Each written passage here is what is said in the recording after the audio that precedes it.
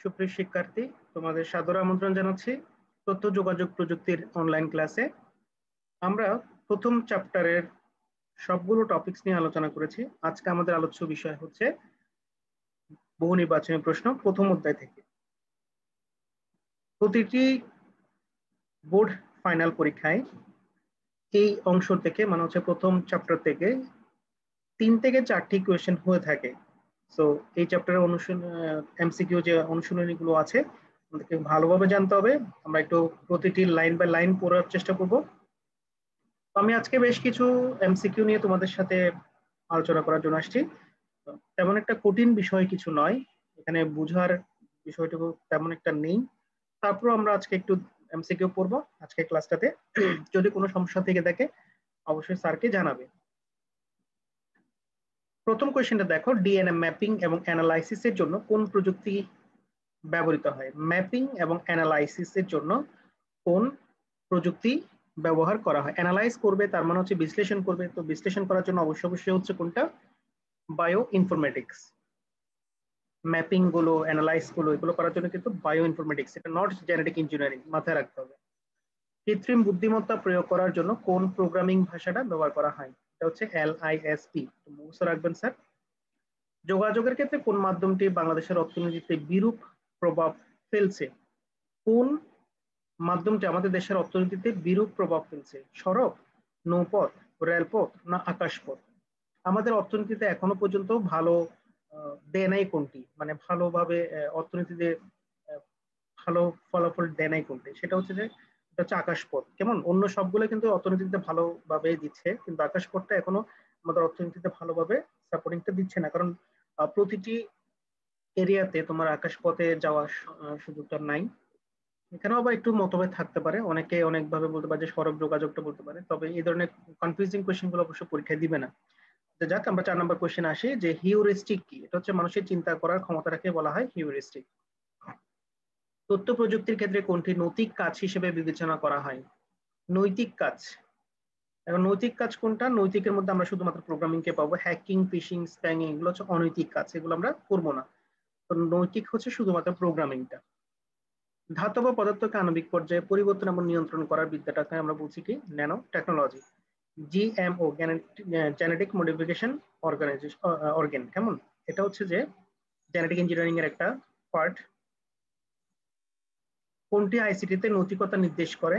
নৈতিকতা মানে হচ্ছে ভালো কাজ আমাকে মেনটেন করতে হবে, নিরাপত্তায় হস্তক্ষেপ করে এটা হবে না, তথ্যের গোপনীয়তা বজায় রাখা, দক্ষ প্রোগ্রামার হওয়া, ইন্টারনেটের যথেচ্ছ ব্যবহার সেটা নয়, তথ্যের গোপনীয়তা বজায় রাখাই হচ্ছে নৈতিকতা। মানুষের দুঃসাধ্য কাজে প্রযুক্তি কোনটি? মানুষের দুঃসাধ্য কাজের প্রযুক্তি সেটা হচ্ছে যে মানুষের যে কাজটা করতে কষ্ট হয় সেটা অবশ্যই আমরা কাকে দিয়ে করতে পারি? রোবোটিক্সকে দিয়ে করতে পারি। বিশ্বগ্রামের মূল লক্ষ্যটা কি? বিশ্বগ্রামের মূল লক্ষ্য হচ্ছে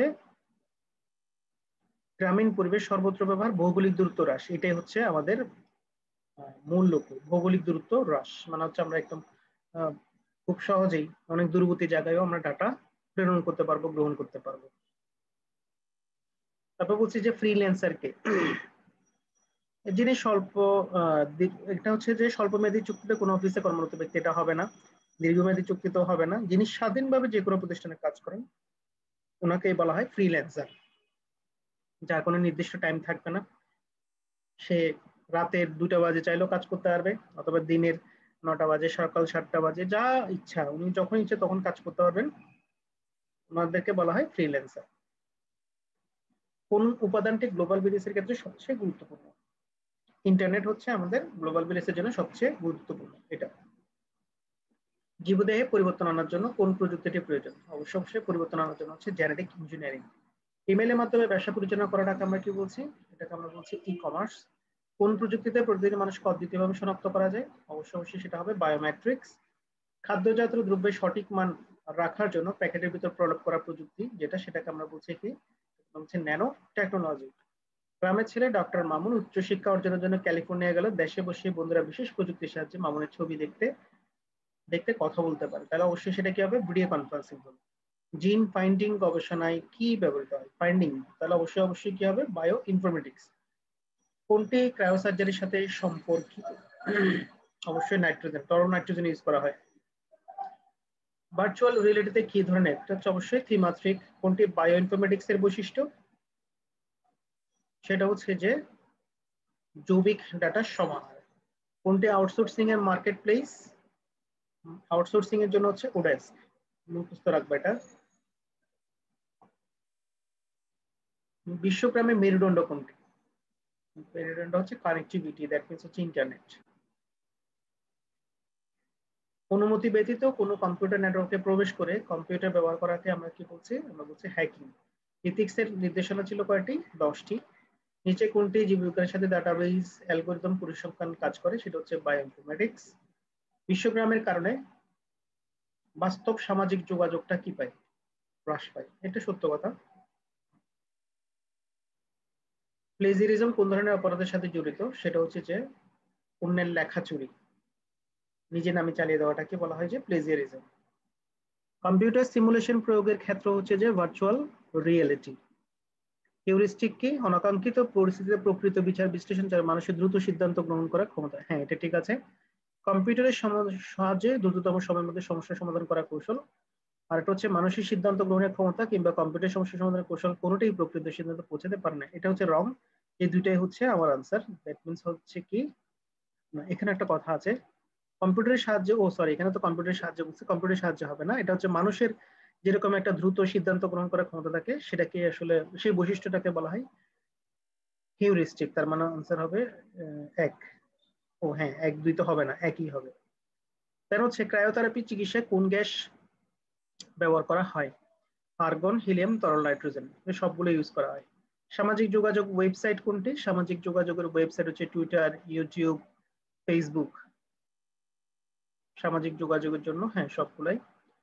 ভার্চুয়াল রিয়েলিটি কি হতে পারে? High quality video games, 3D movie, computer simulation তথ্যের উপর প্রতিষ্ঠিত সবগুলাই। জেনেটিক ইঞ্জিনিয়ারিং প্রযুক্তি সম্ভব। উচ্চ ফলনশীল সবজি উৎপাদন, উন্নত মানের কৃষি, উন্নত মানের ওষুধ, কৃত্রিম বুদ্ধিমত্তা। এটা হবে না, শুধুমাত্র হবে 1 আর 2। বিশ্ব প্রতিষ্ঠার প্রয়োজনীয় উপাদান। কানেক্টিভিটি লাগবে, ডাটা লাগবে, সক্ষমতা লাগবে, সবগুলোই লাগবে। ই কমার্স, ইন্টারনেটের মাধ্যমে সেবা বিপণন, অনলাইন বুক স্টোর থেকে বই ক্রয় করা, স্টেশনের টিকিট কাউন্টার থেকে টিকিট ক্রয়। স্টেশনের টিকিট কাউন্টার থেকে তো টিকিট ক্রয় করাটা ই কমার্স হবে না। তাহলে হবে কি 1 আর 2।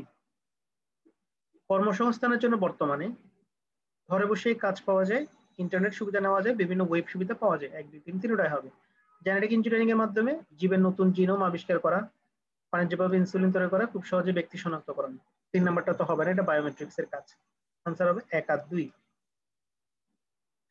39 এবং 40 নং প্রশ্নের আমরা উত্তর দিব। উচ্চ ফলনশীল ধান গবেষণা কৃষি বিজ্ঞান জনাব আব্দুর রহমান তার নতুন প্রযুক্তি ব্যবহার করার মাধ্যমে অর্থনীতির উন্নয়ন এবং খাদ্য উৎপাদনের স্বয়ংসম্পূর্ণতা অর্জন করার ক্ষেত্রে ভূমিকা রাখেন। তো নতুন এখানে কি করছে? তার মানে এটা কি করছিল? সে জেনেটিক ইঞ্জিনিয়ারিং এর মাধ্যমে সেটা করছে। উদ্দীপকের কর্মকাণ্ডে চিকিৎসা ক্ষেত্রে নেতিবাচক প্রভাব ফেলবে, এটা ভুল। অর্থনৈতিক উন্নয়ন ঘটবে, সেটা ঠিক আছে। জীব বৈচিত্র্যের সৃষ্টি হবে, সেটাও ঠিক আছে। তার মানে 2 আর 3 হবে। এখানে দেখো, আজাদ সাহেবের অফিসে সকল কাজ কম্পিউটার নির্ভর। অফিসে কর্মীদের আগমন এবং প্রস্থান যন্ত্র দিয়ে নিয়ন্ত্রিত। দেশের বাইরে তার আরো 2টি শাখা রয়েছে। প্রযুক্তি ব্যবহার করে তিনি খুব কম খরচে এবং যে কোনো জায়গা থেকে তার সবগুলো অফিস পরিচালনা করতে পারেন। আজাদ সাহেবের অফিসের কম্পিউটার গুলো কোন ধরনের নেটওয়ার্কে যুক্ত করেছেন বলে তুমি মনে করো? উনি কি করেছিলেন? তার আরো 2টি শাখা আছে, মানে টোটাল 3টা শাখা। সবগুলো অফিসে তিনি কি করেন? নিয়ন্ত্রণ করতে পারেন। তাহলে 3টি শাখা যেহেতু আছে, দেশের বাইরে আছে, তাহলে এটা অবশ্যই ওয়াইড এরিয়া নেটওয়ার্ক হবে। আর যদি একটা শহরের ভিতরে থাকতো তখন আমরা বলতাম মেট্রোপলিটন এরিয়া নেটওয়ার্ক। যদি একটা বিল্ডিং এর ভিতরে থাকতো তাহলে লোকাল এরিয়া বলতাম। একটা রুমের মধ্যে থাকলে আমরা পার্সোনাল এরিয়া বলতাম। আজাদ সাহেবের অফিসে কর্মীদের আগমন প্রস্থান নিয়ন্ত্রণ করা হয় কিভাবে? সেটা বায়োমেট্রিক্স এর মাধ্যমে। শরীফ সাহেব মেডিকেল কলেজ ভর্তির সুযোগ পাওয়ার খবরটি 3G ফোনে টেক্সট করে দেশে বিদেশে অবস্থানরত আত্মীয় স্বজন বন্ধু বান্ধবকে জানায়। কিভাবে পাঠানো হয়েছে? টেক্সট করছে বলছে না, তাহলে তো হচ্ছে SMS। শরীফের খবরটি জানানো বিশ্বগ্রামের সাথে কিসের হবে? এটা যোগাযোগ হবে। নিচের অনুচ্ছেদটি পড়ো এবং 45 ও 46 নং প্রশ্নের উত্তর দাও। ডিপ ব্লু কম্পিউটারের কাছে বিশ্ব দাবা চ্যাম্পিয়ন গ্যারি কাসপারভ হেরে গেছেন। পত্রিকার হেডলাইনটি রিয়াজকে ভীষণভাবে আকৃষ্ট করে। পরবর্তীতে সে জানতে পারে এই ধারণা ব্যবহার করে মানুষের অনুরূপ যন্ত্র তৈরি করা যায়।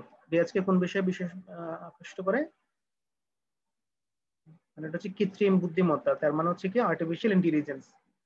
ঠিক আছে, কম্পিউটারের কাজ কম্পিউটারের সাথে খেলছে, তার মানে কৃত্রিম বুদ্ধিমত্তার সাথে খেলছে। প্রতিপক্ষে যন্ত্রটি ব্যবহার করা যাবে বিপজ্জনক গবেষণায়, মানে রোবোটিক্স। হ্যাঁ ঠিক আছে। যুগায়নের নির্মাণ কাজে 1 আর 2 হবে, 3 নাম্বারটা হবে না। 4 বন্ধু 4টি ভিন্ন ভিন্ন কোম্পানিতে কর্মকর্তা হিসেবে কর্মরত। এদের অফিসের প্রবেশ করতে কাউকে হাতের আঙ্গুল, কাউকে সম্পূর্ণ হাত একটি যন্ত্রের উপরে অফিসে ঢুকতে হয়, কাউকে একটি ক্যামেরার সামনে চোখ স্থির করে দাঁড়াতে হয়, আবার সম্পূর্ণ মুখমণ্ডলেই ক্যামেরার সামনে কয়েক মুহূর্ত রাখতে হয়। এদের প্রত্যেকের দাবি হচ্ছে অফিসের উপস্থিতি এবং নিরাপত্তা নিশ্চিতকরণে স্ব অফিসে ব্যবহৃত পদ্ধতি অধিক কার্যকর। তাহলে এটা অবশ্যই কি হবে, এটা হচ্ছে বায়োমেট্রিক্স। নির্ভুলভাবে কর্মকর্তাদের দাবি পূরণ, নির্ভুলভাবে করতে গেলে তো অবশ্যই আইরিশ এবং কি লাগবে, রেটিনা স্ক্যান লাগবে। ঠিক আছে, তাহলে ডক্টর মুনি শিক্ষানবিশদের কম্পিউটার নিয়ন্ত্রিত পরিবেশের মাধ্যমে কৃত্রিমভাবে বাস্তবের অনুকরণে সার্জারি প্রশিক্ষণ দেন যাতে কোনো রোগ ঝুঁকি না থাকে। একজন যকৃৎ ক্যান্সারের রোগী তার কাছে এলে তিনি তাকে -120°C তাপমাত্রায় চিকিৎসা দেন। প্রশিক্ষণে ব্যবহৃত প্রযুক্তিটি কি কি আছে? সার্জারি প্রশিক্ষণ দিয়েছেন, প্রশিক্ষণ দিচ্ছে অবশ্যই ভার্চুয়াল রিয়েলিটির মাধ্যমে, কারণ কৃত্রিম ভাবে দিছে। আর চিকিৎসা পদ্ধতিটা ছিল ক্রায়ো সার্জারি, সেখানে তুলনামূলকভাবে কম। ঠিক আছে, দখল সহ্য করতে হয় না। ঠিক আছে, আশেপাশে কোথায় কোষের ক্ষতি হয় না, এটা আবার রং। আনসার হবে যে 1 আর 2।